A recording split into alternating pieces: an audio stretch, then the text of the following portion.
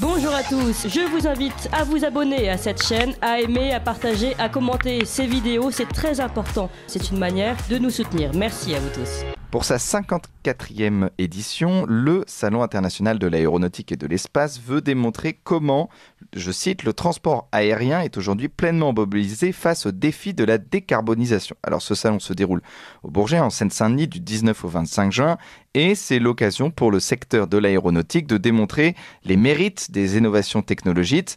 Elles sont présentées comme la solution miracle pour prétendre à la neutralité carbone d'ici 2050. Alors, développement d'aviation électrique ou à hydrogène, recours aux agrocarburants, aux carburants écologiques, l'industrie aéronautique l'assure, notre salut face à l'urgence climatique résiderait dans les avions dits verts.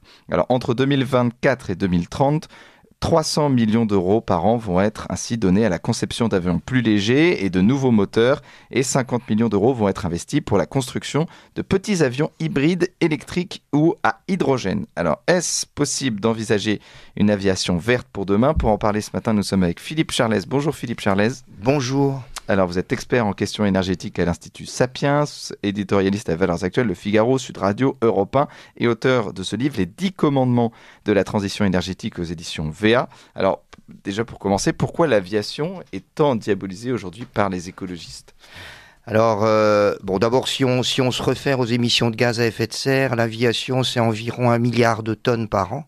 Donc, c'est pas négligeable, loin de là, mais ça ne représente quand même que 3% des émissions mondiales. C'est 5 fois moins que les émissions dues aux voitures. Alors, il y a toujours derrière l'aviation le fait que c'est une catégorie, et d'ailleurs la vision est parfois un peu fausse, une population aisée et avantagée qui utilise l'avion contre, donc disons que l'avion est quand même devenu un transport populaire, mais il reste quand même le fait d'une certaine catégorie de population, sous-entendant qu'elle pourrait éventuellement s'en passer. On rappelle l'intervention de Jean-Marc Jancovici qui voulait imposer, ou du moins proposait d'imposer une règle, en ce sens que un individu aurait le droit de prendre 4 fois l'avion dans sa vie, 2 fois dans sa jeunesse et 2 fois après sa retraite. Je ne sais pas si la planète l'entend de cette oreille aujourd'hui. Et il y a eu un effondrement du trafic aérien, notamment avec le Covid. Là, on est en train de revenir sur un trafic plus régulier. Et puis il y a aussi les pays émergents qui, eux, prennent de plus en plus l'avion. Absolument. Alors, quelques chiffres pour illustrer ce fait. Donc la référence aujourd'hui c'est 2019. En 2019, il y avait environ 4,5 milliards de passagers dans le monde. Ça s'est effondré de 60% en 2020 avec le Covid. On était revenu pratiquement au trafic des années 90, de 40% encore toujours par rapport à 2019 en 2021. En 2022, on ne chutait plus que de 25%. Et cette année 2023, on devrait à peu près retrouver le trafic de 2019.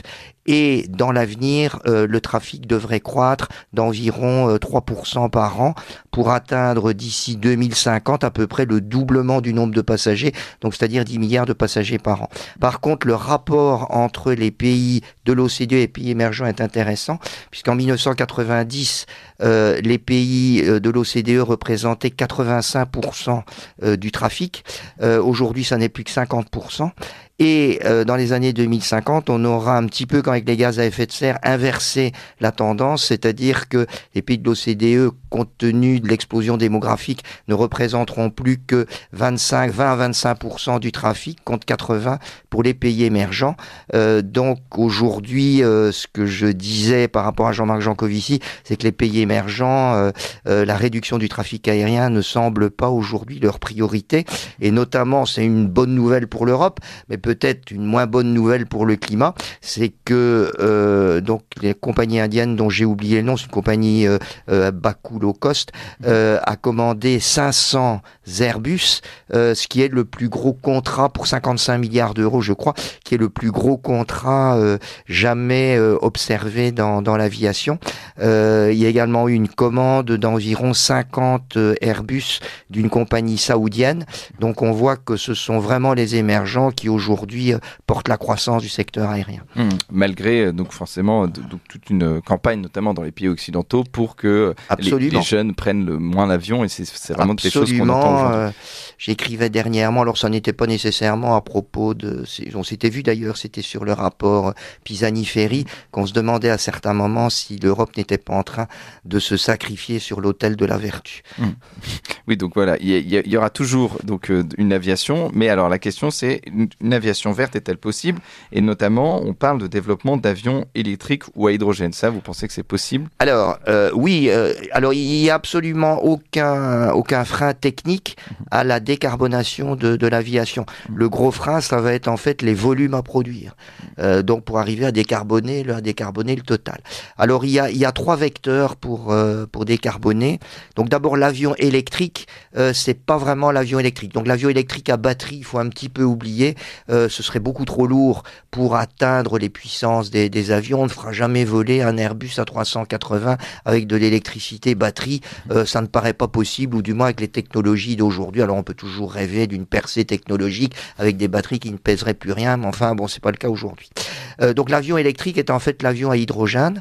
Donc il faut rappeler que l'hydrogène n'est pas utilisé comme un carburant thermique, mais comme un moyen de transporter son électricité avec soi. Donc en fait, avec de l'hydrogène, on refabrique, que ce soit dans une voiture, dans un train, mais ça peut être aussi le cas dans un avion, on refabrique son électricité à partir d'un appareil qui s'appelle une pile à combustible, qui va recombiner de l'oxygène et de l'hydrogène pour produire de l'électricité. Et puis derrière, on a un moteur électrique.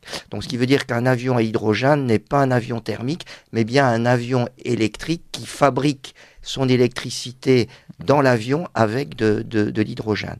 Et donc, en fait, il y a un prototype qui est présenté au Bourget, d'un avion de 4 à 8 personnes qui serait opérationnel environ en 2030. Donc, ce qui veut dire que la technologie existe. De là à passer, encore une fois, à des volumes d'hydrogène suffisants pour remplacer l'ensemble du fuel, du kérosène consommé dans l'aviation, et d'arriver à faire voler à l'hydrogène des gros porteurs de 350 personnes, on n'y est pas encore. Oui, voilà, parce qu'il y a 50 millions donc, qui ont été investis pour la construction de petits avions hybrides électriques ou à hydrogène. Quand on met les 50 millions face aux 55 milliards de la commande d'Airbus, qui eux seront des avions au kérosène, on voit quand même que à la fois dans le nombre de passagers et dans les investissements, on est quand même dans un facteur 1000, si vous voulez. Oui, voilà, c'est ça. Donc ce sera plutôt l'électrique et l'hydrogène pour des petits avions. Et puis pour les gros avions, forcément, on parle de la possibilité de décarboner en remplaçant donc le kérosène donc par des carburants verts. Alors, c'est pas un remplacement, c'est-à-dire qu'en fait, le carburant du futur ne sera pas un carburant 100% vert. Il y aura un mélange de kérosène fossile avec des carburants verts. Alors, les carburants verts, il y en a de 2 types. Il y a soit le carburant vert issu de la biomasse, donc essentiellement c'est type bioéthanol ou plutôt biodiesel. Donc ce sont des carburants qui sont fabriqués à partir d'huile végétale. Ça peut être de l'huile de colza, de l'huile de tournesol. On arrive à distiller, à fabriquer à peu près et à obtenir la même composition que le kérosène. Et puis on va mélanger ça avec du kérosène classique fossile. Et donc en fait on diminue les émissions de moitié. C'est à peu près du 50-50 on va dire. Et puis vous avez une deuxième technique, c'est ce qu'on appelle le e-fuel ou le SAF. Donc c'est un carburant là synthétique, donc qui n'est plus bio, mais il est obtenu chimiquement. Alors en fait, on va mélanger de l'hydrogène avec du CO2 qu'on a capté.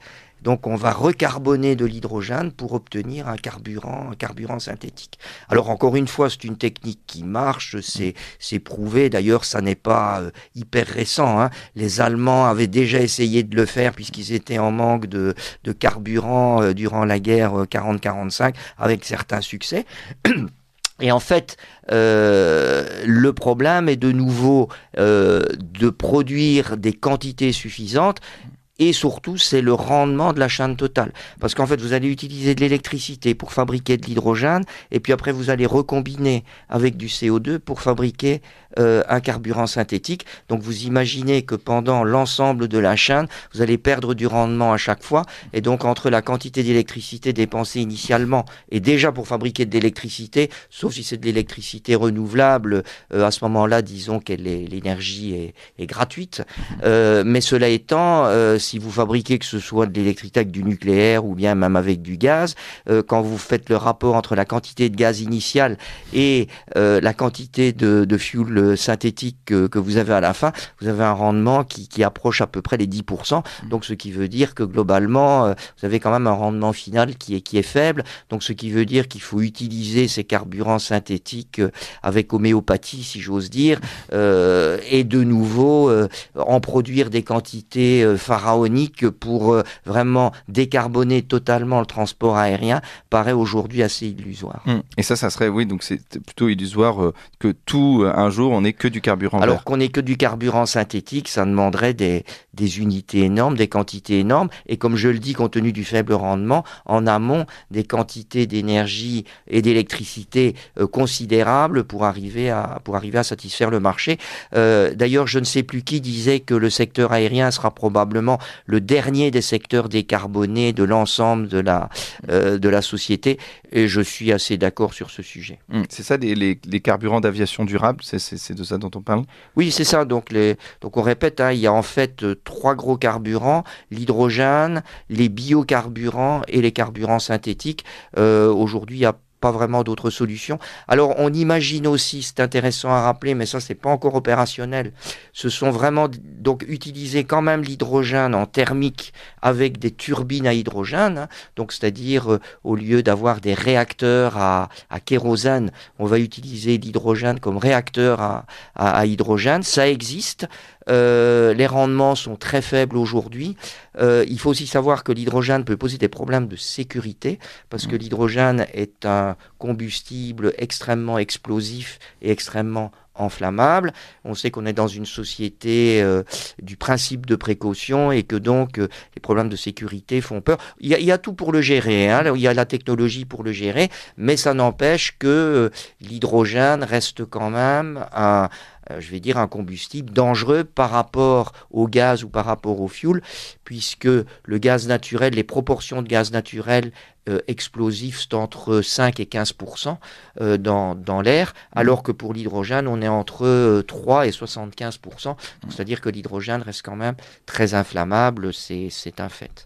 Alors, donc ce salon du Bourget, il assure qu'une aviation verte est possible. Ce que vous nous dites, c'est que ça sera peut-être des avions électriques ou par hydrogène, mais ça sera des petits avions et qu'aujourd'hui, donc... petits avions. Le fuel synthétique et le biofuel marchent pour les gros porteurs, ça, il n'y a pas de problème. Mais c'est la question des volumes. Voilà, donc la transition énergétique de l'aviation, elle passera donc par le carburant, Elle passera par le carburant, peut-être comme je vous ai dit, par de l'hydrogène avec des turbines à hydrogène pour les très gros porteurs, sachant qu'encore une fois, pour produire les volumes d'hydrogène nécessaires, il faudra en amont énormément d'énergie, et donc c'est quand même une débauche d'énergie initiale pour un petit flux d'énergie finale. Donc encore une fois, on est loin, très loin de la décarbonation du transport aérien, et la réduction, comme je vous ai dit, du trafic ne semble pas non plus pour aujourd'hui, ou du moins dans l'esprit des pays émergents.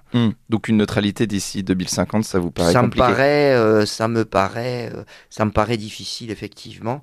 Bon, alors on a quand même encore 30 ans, donc ça va évoluer. Le transport aérien sera partiellement décarboné en 2050, mais je ne crois pas à une décarbonation totale. Merci beaucoup Philippe Charlez. On rappelle que vous êtes expert en questions énergétiques à l'Institut Sapiens, éditorialiste à Valeurs Actuelles, Figaro, Sud Radio et auteur de ce livre Les 10 commandements de la transition énergétique aux éditions VA. Merci à vous.